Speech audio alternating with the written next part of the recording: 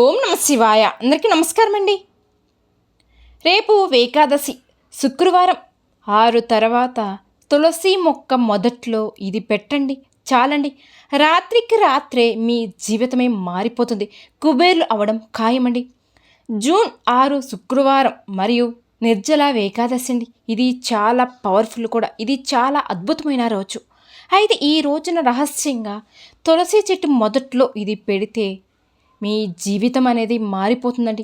మీరు కల్లో కూడా ఊహించి ఉండరు అని పండితులు కూడా చెప్తూ ఉన్నారు. హిందూ సాంప్రదాయంలో తులసికి ఎంతో ప్రాధాన్యత ఉంది. తులసిని ఎంతో పవిత్రంగా భావించి ఎన్నో పూజలు నిర్వహిస్తూ ఉంటారు. ఏ ఇంట్లో అయితే తులసి ఉంటుందో ఆ ఇంట్లో సుఖ సంతోషాలు కలుగుతాయని పండితులు కూడా అంటూ ఉన్నారు. మరి రేపు అద్భుతమైన రోజు కాబట్టి ప్రతి ఒక్కరు కూడా ఈ పరిహారం చేసి చూడండి. అలానే ఈ వీడియో చూసే ముందు ఒక్క చిన్న రిక్వెస్ట్ అండి. ఓం నమో నారాయణ అని ఒక చిన్న కామెంట్ చేయండి చాలండి. స్వామి యొక్క అనుగ్రహం ఖచ్చితంగా మీకు ఉంటుంది. లక్ష్మీ అమ్మవారికి తులసి చెట్టు అంటేనే ఎంతో ఇష్టం. తులసి చెట్టు అంటేనే సాక్షాత్తు ఆ శ్రీ మహాలక్ష్మీదేవి అమ్మవారు స్వరూపంగా భావిస్తూ ఉంటారు. ఇంతటి పవిత్రమైన తులసి చెట్టు దగ్గర రేపు అంటే జూన్ 6వ తేదీ నిర్జల ఏకాదశి రోజున ఏం చేయాలో ఇప్పుడు మనం వివరంగా తెలుసుకుందాం. కాబట్టి ముందుగా మనం నిర్జల ఏకాదశి యొక్క ప్రత్యేకత గురించి తెలుసుకోవాలి. పాండవులలో భీముడు అతడు మహాబలుడు, భోజన ప్రియుడు, ఆకలికి ఏమాత్రం ఆగలేనివాడు, బండిడు అన్నమైనా చాలదు. అటువంటి భీముడికి ఏకాదశి యొక్క రథము చెయ్యాలని కుతూహలం పుట్టింది. కానీ ఒక విషయంలో మాత్రం బెంగతో ఉంటాడు. అదేమిటంటే ఏకాదశి రోజున భోజనం చేయరాదు కదా, భోజనం చేర్చినచో ఫలితం దక్కదు అని విచారించి తన పురోహితుని పిలిపించి అతని దగ్గరికి పోయి, పురోహితుడా, అన్ని దినముల కంటే కూడా ఏకాదశి పరమ పుణ్యదినము కదా అని అందరూ అంటారు, మరి దాని విశిష్టత ఏమిటి అని భీముడు అడుగుతాడు. అప్పుడు పురోహితుడు ఇలా అన్నాడు, అవును భీమసేన, ఈరోజు అన్ని దీనముల కన్నా కూడా చాలా పవిత్రమైనది, చాలా పుణ్యతిథి కూడా, శ్రీ మహావిష్ణువుకు ఎంతో ప్రీతికరమైన రోజు కూడా. కాబట్టి అన్ని జాతుల వారు కూడా ఏకాదశి యొక్క వ్రతము చేస్తూ ఉంటారని చెప్తాడు. సరే అయితే నేను కూడా అట్లానే చేస్తానని, కానీ నేను భోజన ప్రియుడినే సంగతి అందరికీ తెలిసిన విషయమే కదా, అలానే ఇది జగమెరిగిన సత్యమే కదా, ఒక గడి ఆలస్యమైన నేను ఆకలికి ఉండలేనే, కాబట్టి ఏకాదశి నాడు ఉపవాసం ఉండుట ఎలా అని విచారిస్తూ ఉన్నాడు భీముడు. ఉపవాసం ఉన్న దినమును ఆకలి ఎక్కువగా ఉంటుంది కావున ఆకలి దాహము అవ్వకుండా ఉండదు. అలాంటప్పుడు నాకు ఏకాదశి వ్రతఫలం దక్కునా అని సలహా ఇవ్వమన్నాడు భీముడు.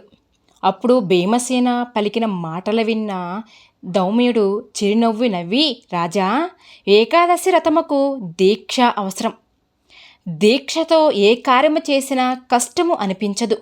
కావున నువ్వు దీక్ష పూనినచో ఆకలి నీకు కలగదు. రావు ఏకాదశి అనగా నిర్జల ఏకాదశి మహాశ్రేష్టమైనది కూడా. దాన్ని మించిన పర్వదినం మరొకటి లేదు. సంవత్సరమంతా 24 ఏకాదశిలో జ్యేష్ఠ శుద్ధ ఏకాదశి, దీనిని నిర్జల ఏకాదశి అని కూడా అంటారు. ఇది చాలా పవిత్రమైన మహాపర్వదినం కూడా. కాబట్టి ఈ రోజున ఏకాదశి వ్రతం చేసిన వాడికి గొప్ప ఫలితం కూడా వస్తుంది అని, ఇందులో ఏమాత్రం సంశయం లేదు అని. ఓ భీమసేన, నువ్వు తప్పక జ్యేష్ఠ శుద్ధ ఏకాదశి నాడు నీరు కూడా తీసుకోకుండా వ్రతము ఆచరించము. ఆకలి గురించి దిగులు పడకు. దీక్షతో నువ్వు ఎడల ఆకలి మాత్రమే కలదు. అలాగే ఈ నియమం తప్పదు అని వివరించను. దౌమ్యుడు వలన తన సందేహం తీర్చుకుని భీముడు జ్యేష్ఠ శుద్ధ ఏకాదశి నాడు అతి నిష్ఠతో వ్రతం చేసి ఉపవాసం ఉండెను. అందుకనే జ్యేష్ఠ శుద్ధ ఏకాదశిని భీమసేన ఏకాదశిని కూడా పేరు పొందింది. హిందువులు జరుపుకునే శ్రేష్టమైన విశిష్టమైన రోజుల్లో నిర్జల ఏకాదశి ఒకటి. హిందూ మత విశ్వాసం ప్రకారం విష్ణువు మొత్తం 24 ఏకాదశులు సృష్టించాడు. ప్రతి ఏకాదశి నాడు ఉపవాసం ఉండడం, విష్ణువును ఆరాధించడం వల్ల మంచి శుభ ఫలితాలు పొందవచ్చు. 24 ఏకాదశిలలో ఈ నిర్జల ఏకాదశికి ఎంతో ప్రత్యేకత కలిగి ఉంటుంది. తిథుల ప్రకారం అన్ని ఏకాదశులు ఎంతో శుభప్రదమైనవే. కానీ నిర్జల ఏకాదశి మాత్రం చాలా ప్రత్యేకమైనదని కూడా చెప్పుకోవచ్చు. ఈ రోజున ఉపవాసం ఉండి వ్రతాన్ని ఆచరిస్తే గనక 24 ఏకాదశులు ఉపవాసం ఉన్నటువంటి పుణ్యమంతా కూడా ఈ ఒక్క రోజుని సంప్రాప్తిస్తుంది అని వేద పండితులు కూడా చెప్తున్నారు. ప్రతి సంవత్సరం జ్యేష్ఠ మాసం శుక్లపక్షంలో వచ్చి ఏకాదశి రోజున నిర్జల ఏకాదశి జరుపుకుంటూ ఉంటారు. ఈ పర్వదినాన నీటిని తాగకుండా పూర్తిగా మానేస్తారు. అందుకే దీని నిర్జల ఏకాదశిని కూడా అంటారు. పురాణాల ప్రకారం ఈ రోజున భీమసేన ఏకాదశిని కూడా అంటారు. అయితే అన్ని ఏకాదశిలాగే ఉపవాసాన్ని మాదిరిగానే ఈ నిర్జల ఏకాదశి నాడు కూడా సాగుతూ ఉంటుంది. ఈ దశమి నాడు ఒంటి పూట భోజనం చేస్తూ ఉంటారు. ఆ తర్వాత నిర్జల ఏకాదశి నాడు ఆచమనాన్ని తప్ప అంటే చుక్క నీరు కూడా ముట్టుకోకుండా ఉపవాసాన్ని సాగిస్తారు.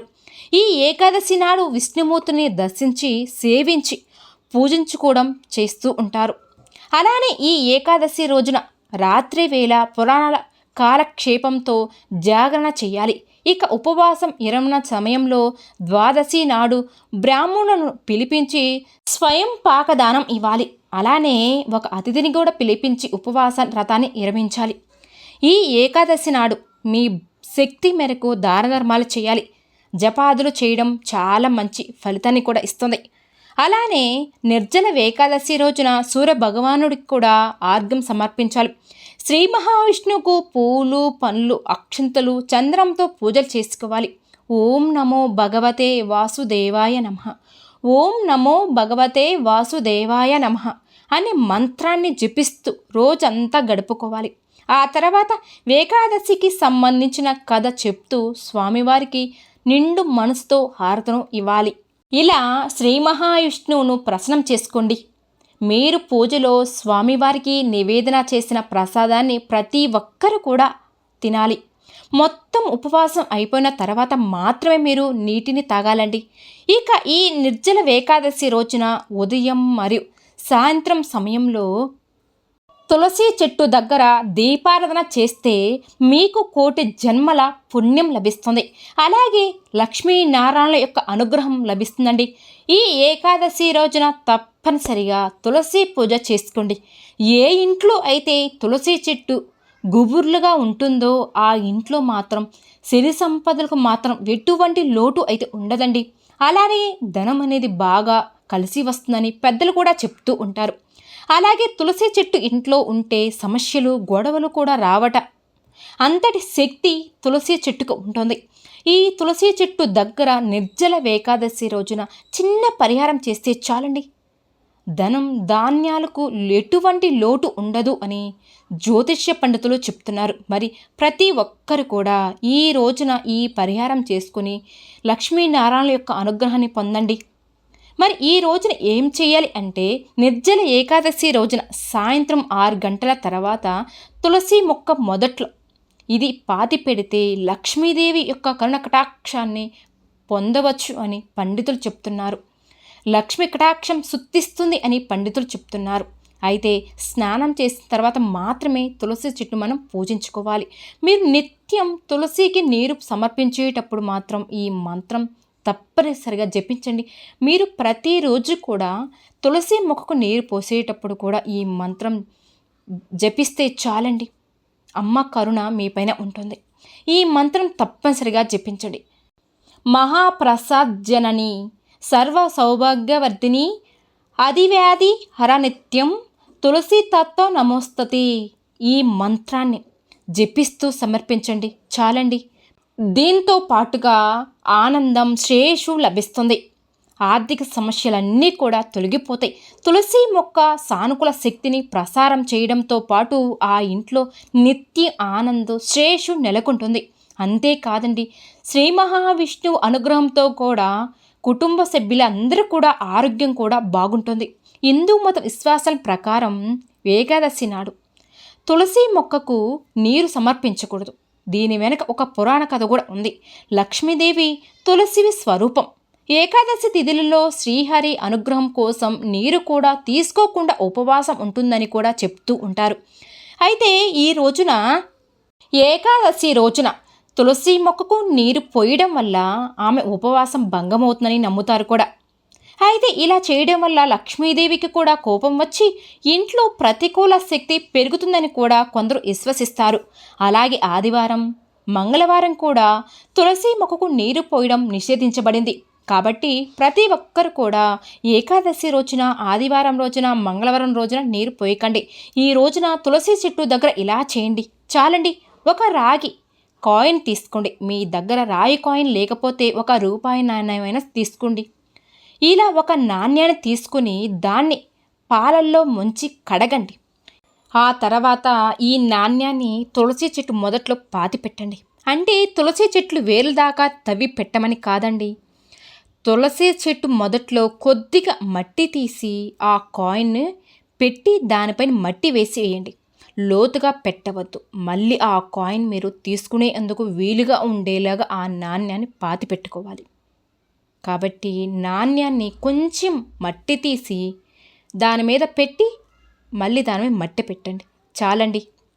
ఈ నాణ్యం పైకి కనిపించకుండా అలా అని మరి లోపలికి పెట్టకుండా కొంచెం పైన పాతి పెట్టండి. ఇలా పాతి పెట్టిన తర్వాత తులసి చెట్టు మొదట్లో 3 చుక్కల ఆవు పాలు వేసి ఒక్కసారి మీరు మనస్ఫూర్తిగా తులసి మాతకు నిండు మనసుతో నమస్కారం చేసుకోండి. చాలండి. మా ఇంట్లో ఎటువంటి సమస్యలు రాకూడదు, మా కుటుంబం పచ్చగా ఉండాలని, మాకున్న ఆర్థిక సమస్యలన్నీ కూడా తీరిపోవాలని మనసారా కోరుకోండి. నమ్మకంతో కోరుకోండి. ఎప్పుడైనా సరే ఏ పని చేసినా సరే ముందు మనకి నమ్మకం ఉండాలండి. ఇక ఈ కాయిన్ను ఒక 2 రోజుల పాటు అలా వదిలేయండి. ఈ 2 రోజుల తర్వాత ఆ కాయిన్ తీసి మీరు డబ్బు దాచుకునే బీరువాలో పెట్టుకోండి. ఇలా చేస్తే ధనానికి మీకు కొరత రానే రాదండి. ఆ తర్వాత మీకు రాబడి కూడా పెరుగుతుంది. అలాగే ధనానికి సంబంధించి సమస్యలన్నీ కూడా తీరిపోతాయి కూడా. ఇలా చేస్తే గనక లక్ష్మీదేవితో పాటుగా విష్ణుమూర్తి యొక్క ఆశీర్వాదాలు మీకు నిండుగా లభిస్తాయండి. కాబట్టి ప్రతి ఒక్కరు కూడా ఈ నిర్జల ఏకాదశి రోజున ఈ వీడియో చెప్పిన విధంగా చెట్టు దగ్గర రాయి కాయిన్తో లేదా రూపాయి కాయిన్తో ఏదైనా సరే నాణ్యంతో ఒక నాణ్యాన్ని తీసుకుని ఈ చిన్న పరిహారం కనుక చేసుకోండి. ఆ తర్వాత మీకున్న ధన సమస్యలన్నీ కూడా తొలగిపోతాయి. మీ కుటుంబంతో సంతోషంగా హాయిగా జీవించండి. చూశారు కదండి. ఈ వీడియో కనుక మీకు నచ్చినట్లయితే ప్లీజ్ లైక్ చేయండి. అలానే మన ఛానల్ కొత్తగా చూసే వాళ్ళైతే దయచేసి మన ఛానల్ని సబ్స్క్రైబ్ చేసుకోండి. ఓం శ్రీ మాత్రే నమః.